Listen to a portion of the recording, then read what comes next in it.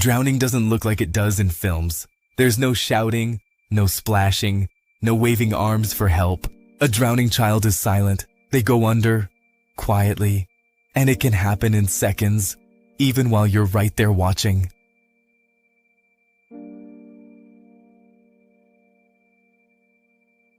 Most people imagine drowning as loud and obvious, but reality is very different. A child in distress cannot call for help.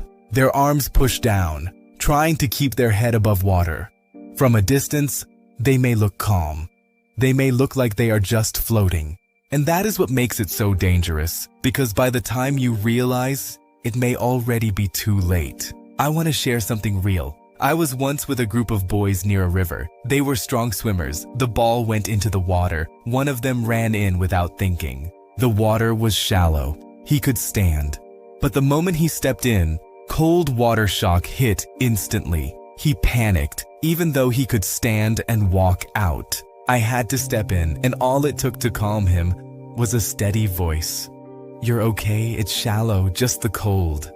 Cold water doesn't care how strong a swimmer you are. One of the most important skills a child can learn is simple. Float to live. If someone falls into water unexpectedly, don't panic. Don't fight it. Roll onto your back. Float. Breathe. And call for help. Simple skills save lives.